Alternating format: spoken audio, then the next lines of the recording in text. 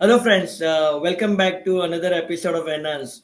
And it's 15th episode. It's like a journey that we have been traveling together. So today's topic it's very close to Kiru because I can see he's been putting a lot of insights into certain ideas. And the topic is very interesting. Why I'll call it because as a system trader, we backtest a lot of ideas, but we always believe that whatever the system we backtest has to make profit in the future. And today, I think so. Kiri is going to demystify for us why backtested ideas usually fails, and what are the challenges, or what are the things that a young systematic trader miss out on. So I'm very excited to learn from Kiru, and as I'm sure everybody is. So Kiru, over to you. Thank you, Vishal. So yeah, no, as you said, no, today I wanted to focus specifically on backtest because you remember Vishal when no, we started trading, or no, when you started trading like 5 or 8 years before, specifically into systemized trading. Like when I started, it was really tough to create a system because you need data first, and then you need a software to load this data, and then you need to run, like for an example, if you're using AMI brokers, you need to run this AFLs to get the outputs. And the worst part is, even if you are missing a comma or a full stop, or no, just a simple syntax error could not give you the desired output. So it is really hard to run a backtested systems back then. But now, because of no code platforms, the backtest is made very easy. So it is, people like Nitish, who has created stock market, is a revolutionary idea, and it is helping a lot of users. And there it is kind of just like how leverage is a two-edged sword. Again, backtest platform has become a two-edged sword now. So there are people who are using it the right way, and there are people who are getting into this backtest systems, or using it in the wrong way, or not able to follow the right approach, because of which they are facing multiple issues. So that is what we are going to focus in this sessions, like what is the right way to backtest. Or if you are running a system recently in the last few days or last few weeks, and if you are seeing a huge deviation from live results to backtest results, why it is not matching. Or if you have seen like your maximum historical drawdown has crossed in the recent past, why these things are happening. So that is what we are now specifically going to focus on this session. So I'll try to present my screen. uh, Just yeah, I can see your screen, Kiru. Okay, fine. So why do backtested trading system fail? So usually, what we say is, what people ask is, why do trading system fails? But specifically, we could see a lot of backtesting system is also failing in the recent times. So that is what we are going to see. And if you are a person who have started trading systems recently, and if you have observed that your trading system has worked well in backtest but not working well in live results, or your maximum drawdown is crossed in the recent past, or if your backtest results is not matching, that is all what we are going to focus in this. And then finally we'll explain you what is the right way to build a system. So those are the things that we'll address. So first thing is, so this is what most of the people will focus on for the backtest results. So once you create a system, be it straddle or strangle, this is how you see your backtest results. Like you see a smooth equity linear curve where it goes up all the way to the Mount Everest.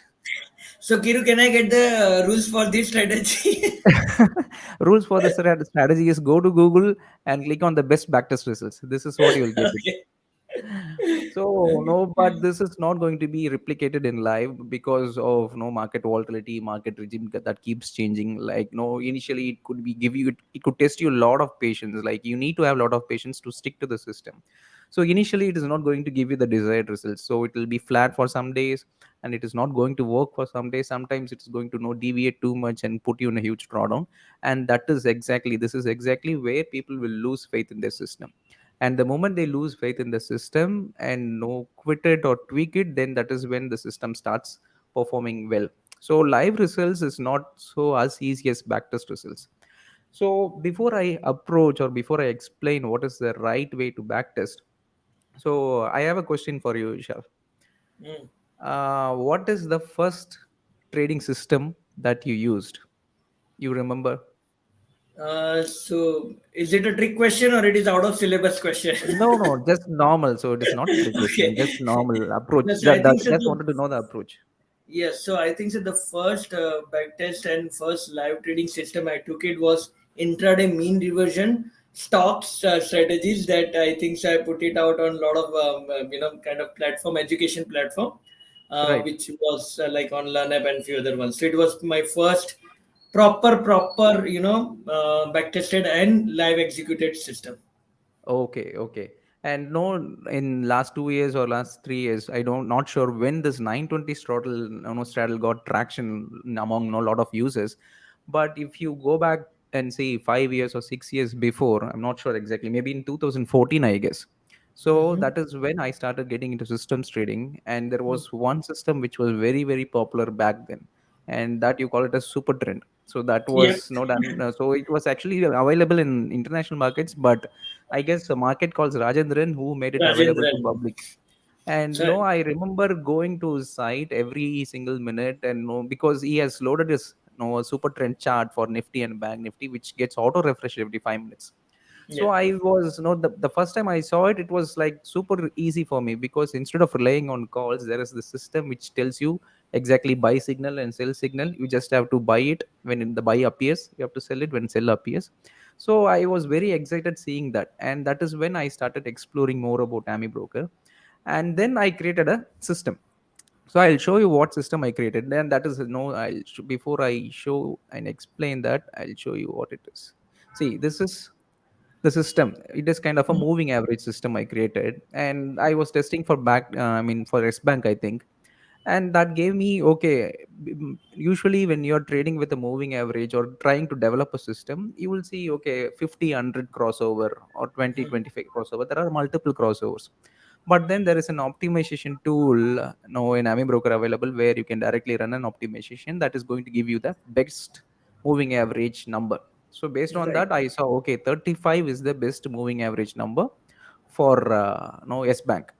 And then I Hmm. decided, okay, this should be the best moving average that I should trade. And this was back tested in the year of 2016, I guess. So for 2016, 35 was the best moving average. But if you check for 2017, so the best moving average for 2017 period was EMA 75. So the best moving average which you saw in 2016 has become the worst moving average in 2017. So just after a year, the market regime completely shifted. So whatever when you're trying to optimize it, that is where most of the people do it. I'll try to cover up what optimization is everything, but this is my first lesson.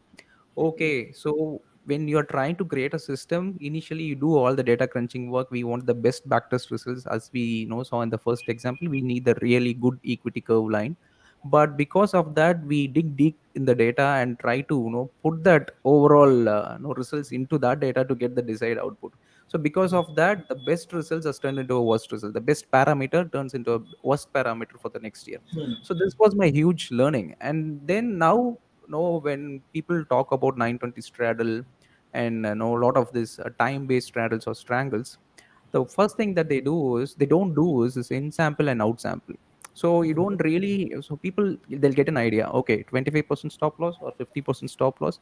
Okay, whatever it is, Bank Nifty data is available from 2017 to 2022 till date. So let me go and directly backtest it. So they'll get, okay, this is the best number. So directly they go ahead and start trading that system. But when you segregate your data in sample and out sample, first you have a specific data sets, time periods where you test in that specific time period, and then whatever the parameters you used, whether it is 25% stop loss or a trailing stop loss, whatever parameter you used, check it out and test the same parameters with outsample data. So first 2 years or 3 years you test with one data and see how the results, and then apply the same parameters with other set of data which is not yet tested, and validate it whether it is working fine or not. So I'll show you an example. So no, I'm using Stockmark's Nitish platform only. So there is two systems. I'm considering Nifty short strategy. I mean Bank Nifty short strategy here, with one system 25% stop loss and other system 50% stop loss. And I'm testing it for the period between 2017 to 2018. So 2017, as you know, that is a good trending day. I mean, good trending period on a positional basis, but not on intraday basis. Intraday basis, there was not much range or volatility. 2018, it had some volatility in the during first phase. So I'm considering 2017 full year and 2018 full year. These 2 years, I'm trying to find out which particular system is good, whether a short straddle system, 920 short straddle system with 25% stop loss, or 50% stop loss, which is good. So this results. shows me that 50% stop loss is really good. So you can just run a basket of strategies that is going to tell you what is the overall results. So the overall results suggested that 50% stop loss system has given me higher returns than the 25% stop loss. So Even the consider, drawdown is lesser, I yeah, think so. and consider we are in the period of 2018 December. So you have tested this. So when we were not in 2022, we are in 2018 December. No, So you have drawdown seen is this data and you're seeing, okay, 50% stop loss is good, because with whatever the data that is available, you have concluded that 50% stop loss is good. And you started trading in live from 2019 onwards with 50% stop loss. This is 2019 to 2020. Same period, same kind of testing to see which one was really good. But now, between 2019 and 2020, 25% stop loss is comparatively much better than 50% stop loss. It is giving you higher returns and lesser drawdown, but you would have traded with 50% stop loss. So obviously you would have not got the desired result. So while looking back, we can see which year is given good result, which year is given no bad results, or which year is given the right parameters of stop losses and everything. But that is the problem when you trade, I mean, when you backtest with complete data sets. So if we were in the year of 2018 December, you would have concluded 50% stop loss is good and traded with it. But the reality is 2019 and 20, the market regime changed, the volatility picked up, and 25% stop loss seems to be a much better option. So that is where people started using optimization now. So say, I tell you an option, Vishal. There is this magic wand which going to tell you what is the right stop loss, what is the right target, what is the right time frame you can do it, what is the right entry time, exit time, everything is going to tell you. And if that magic wand is with you, would you take it? not. Stating that this is going to give you all the parameters. So you I can just will strategy, it will tell you the parameters, the best parameters. any given day. So that is what I also did when I started trading super trend. No, when a particular when I just apply super trend strategy with any specific stock, it would me giving me okay 10,3 parameters good. So when I try to do the same thing with some other stock, that would tell me okay, instead of 10,3, 7,2 is good. I mean 7 and 2 factors. These two parameters are good, so you could use with this parameter. So I end up doing a lot of optimizations back then because I thought okay, that is the data crunching work that the system is doing and giving me the best output based on the historical data sets. So when you are new to the system, there are multiple mistakes that we do. We think that we are system trader, and we always say that system doesn't fail. Systems gives you the right approach. You need to follow the system. You need to be robotic. That is all fine, but if you are very dumb, the system will also be dumb. And no, you cannot just rely on the optimization part. So for an example, I told you in the last example, right? Best moving average. So the best moving average for a year could be the worst moving average for the next year. So similarly, there is an option people can optimize it. So that is all most people are doing currently. So what they are doing is they create a strategies, this or that. They'll have one or two different strategies, but they wanted to find out whether I should trade this strategy or that strategy, and whether I should trade every day, Monday to Friday, or should I trade any specific days, or should I apply a 25% stop loss on specific days and 50% stop loss on some other days. So this is what they'll do it. And similarly, if they run similar kind of optimization between 2017 and 2018, these 2 years, I'm running a day filters. I'll tell the system, see, my system is having 25% stop loss and 50% stop loss. Now you tell me which is the right day to trade with 25% stop loss and 50% stop loss.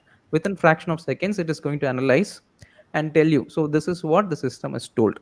You trade 25% stop loss on Monday, Wednesday, and Friday, Hmm. and Tuesday and Thursday you trade with 50% stop loss. So that is Hmm. what. So people what initially think will okay, this is the holy grail that I've been looking for, because the Hmm. system has exactly found me the right results. So this is going to give me the highest returns. So obviously I have to trade this. So they end up trading the system. And obviously, as I said, the market regime keeps changing, right?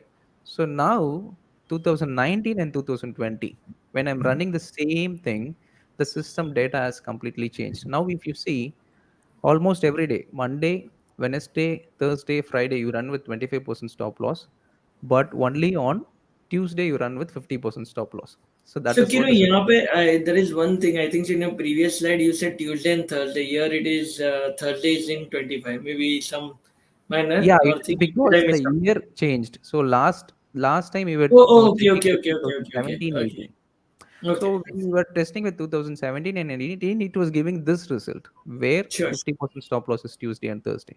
But Okay. based on this, if say consider you were in a time on 2018 December and you wanted to trade on 2019, So obviously the you. market regime changed. So 2019 and 20 again every parameters changed. So this Okay. is a problem with optimization. So we are doing the optimization in the wrong way to get the right result. So I got it. Like 2019 and 20 was telling you Thursday you should not be trading with 50% stop loss, but you should be trading with 25. Oh, okay, okay, got it, got it. Got it. Exactly, exactly. So this best day filters and best parameters of stop losses, if you're trying to apply it on day wise basis, it keeps changing. Even I have tried running a day range from 1995 to 2022, finding out from Monday to Friday. Say suppose Monday the market range is say suppose 500 points. Tuesday market range is 300 points. Wednesday, so there will be some average true range that keeps on changing, right? But if you observe that people are no skipping Tuesdays currently, saying Tuesdays is volatile, it is not good for straddle. Some people will skip on Fridays because DK is not much, so you are not going to make profits.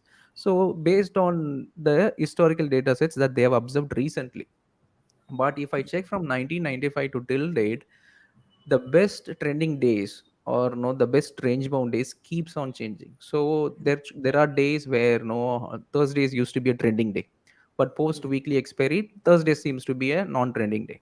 So Tuesdays sometimes currently it could be volatile, it could be not useful, but tomorrow it could be changed. So tomorrow it could be Wednesday for you. So some other year it could be some other day.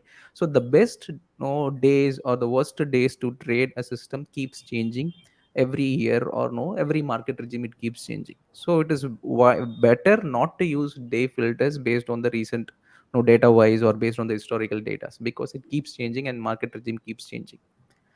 So that is what you do. So you end up doing curve fitting when you try. So people always ask what curve fitting is all about. So curve fitting is nothing but, say suppose when a strategy or edge is not fit to the market behavior but market noise. Say market, there is two things: market noise or market data versus market behavior.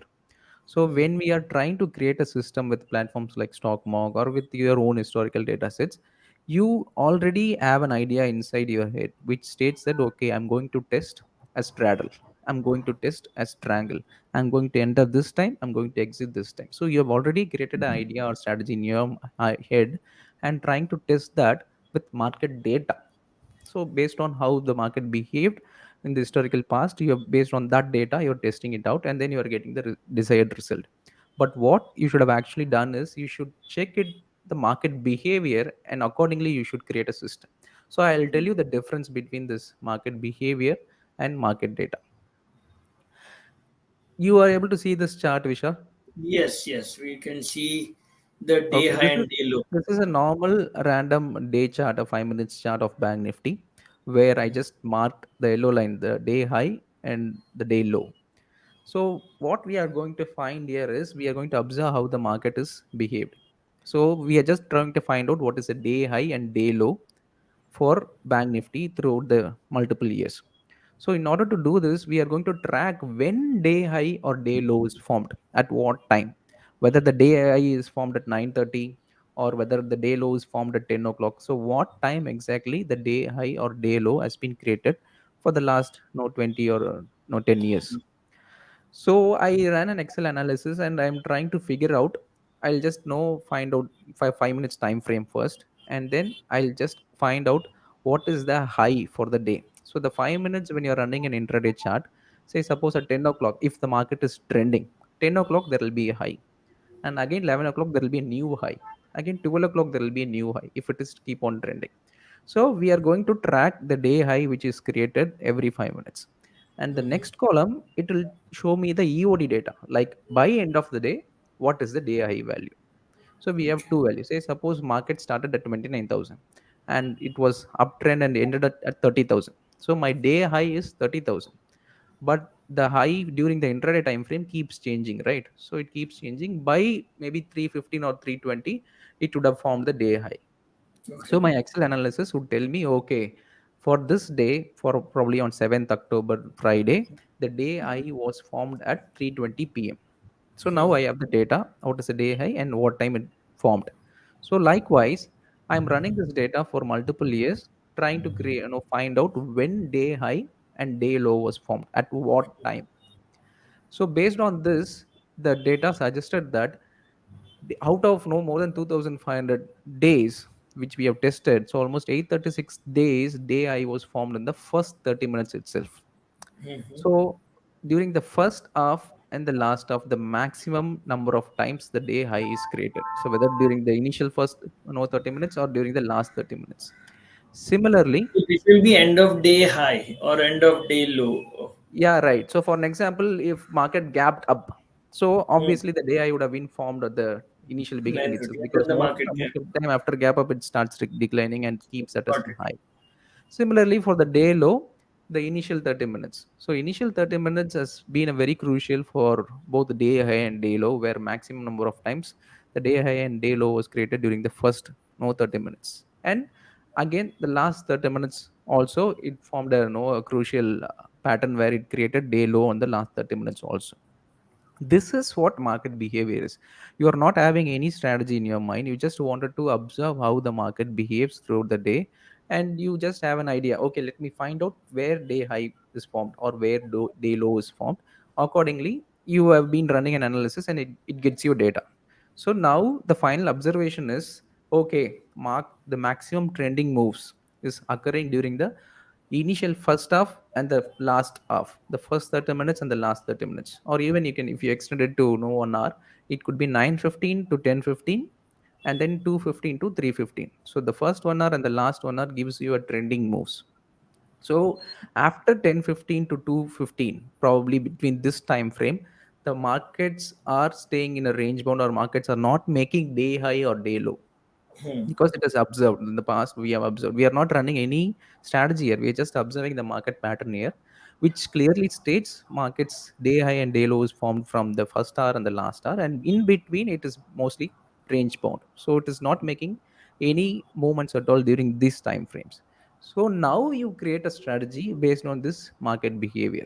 So you Hmm. find out, okay, you try running a range bound no strategy, like range breakout strategy for option buying, which you Hmm. can enter and exit in the first hour or enter and exit in the last hour. And in Hmm. between 10:15 to 2:15, you create a straddle or strangle with a different stop losses and see how it works, and combine these two strategies together and run it as a basket of strategies where you have option buying system and option selling system, which is based on market behavior, not on market data. Wow. So now, if you do this and then if you run it, then you get a clear cut idea. Okay, your strategy is not tested based on the data; it is completely tested based on market behavior, and you have a sound conviction towards it. Okay, this is how we created it, and you, because you are not relying completely on historical data here. You are completely relying on market behavior, which has been tested for 10, 15 years before even introduction of weekly option. So you have a strong conviction, and then if you trade this, it gives you a better output. So you don't need to worry much about the market regime changes or know much of the market behavior changes, because it is built on the sound fundamental of the market, how it behaves. Accordingly we create it. So this is the Wow. right approach, so not the other way around. So you don't have a strategy in mind and try to fit the data into it or the profitability. It's just that market behavior and build the strategies around the same. So, Exactly. Kiru, I have few questions if you can help me to answer them. So the Yes, first man. one that you mentioned about the validation of the data points. Okay, like Hmm. you have an in sample and out sample data. Right. Now, there is always a debate between what is right and what is not. Just wanted to take your view. See, when I read about in sample and out sample, somebody says you take a very small data set, okay, in the in sample, and you have a larger amount of out sample database. And some book says that you take large amount of in sample and you take, say, in a year time you take 9 months of in sample and 3 months of out sample, and some says you take a 3 month in sample and validate across 9 months, ruling 9 months. So how, what's your take, which is better and why not? See, more than the time period, I would say use a specific market regime period. For an example, you tested with specific time period where the market behaved differently. For an example, you try to test it for 2017 and 2018. So this is the best I know period because 2017 is completely low volatile period. 2018 is bit better high volatile period. You mix these two and then you try it out as an in sample. You get an Mhm. idea how it behaves with one least volatility and one a bit higher volatility. So Sure. then you test it with a out sample, then that gives you different output, because you are not specifically focusing only on low volatility, or you're Sure. not focusing only on high volatility. It is a mixture of both, and hence when you're trying to test it with out sample, if it doesn't break, then it's good. For an example, some people, you just observe 920 short straddle strategy with a normal 25% stop loss or 30% stop loss. You would test it with in sample, and when you're trying to test it without sample, it would not break so easily. It would not give you a drastic deviation from 2017-18 versus 1920. But if you tested with too much parameters, like having a specific stop losses of 25% and then moving it to cost, and then moving it to trailing stop losses, and then trading only on Monday, Tuesday with 25 and other days with 50, with so much of multiple parameters, and if you test it in sample, and then if you go and test the same multiple parameters without sample, it might definitely break. It would not give you the desired result. Desired So results. more than the number of durations, number of years, and number of months, it is different market regime whether you are covering it in sample. That would make much better sense than covering So more number of years. let me wear a devil's algorithmic trader's hat and ask you again that we always say that we have to test it through a different market regime, like it or not, but we don't have a very quantified way, or zero or one binary thing of defining the market regime. Can I not run both the system parallelly with 25% and 50%? Because I don't know what will be the market regime going forward. So if the Right. market is in a high volatile, then 25% would work well, and maybe market is less volatile, 50% would work well. So what's your Right. take on that? That is what most people will do. See, and that is another important mistake that I've been doing it for quite a long time.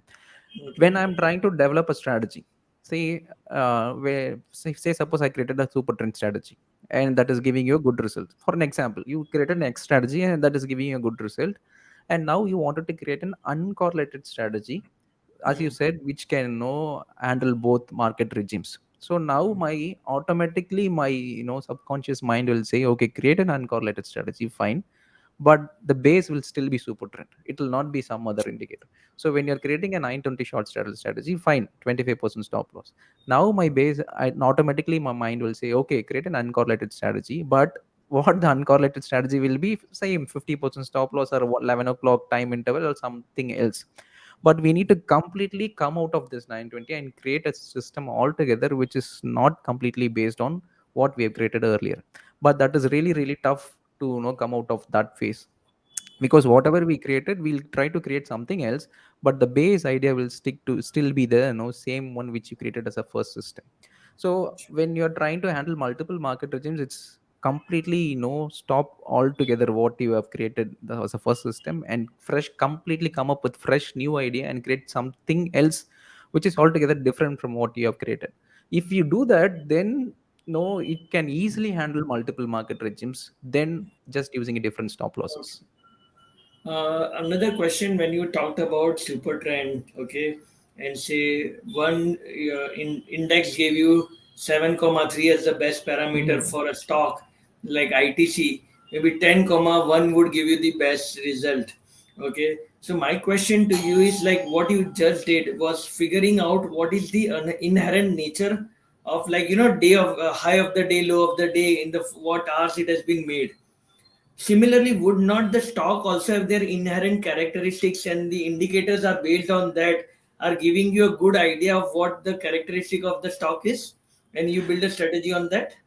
Yeah, see, the problem is we never know when a particular thing changes. See, stocks specifically, when you take any specific companies, Bajaj Finance, Reliance, or any specific companies, all these companies which has given huge returns or which has been really good trending, consider any companies, their maximum potential came out because of few large tail events. So we never know when those tail events would come. For an Mm, example, ITC was for a longer period, it was in a very range stock. It never made any high. But last few months it's been made new high, and it is made around 52-week high. So when a stock suddenly changes from range bound to trending, obviously whatever the parameters that you applied initially and tested and trading it would completely go void once the momentum kicks in. And once the momentum kicks in, if you're trading based on momentum indicators, say suppose a specific stock, consider Reliance was has been in range bound from 2008 to 2017 complete. For 8 years it was not moving at all, and then from 2017 to next 3 years it moved almost 200 to 300%.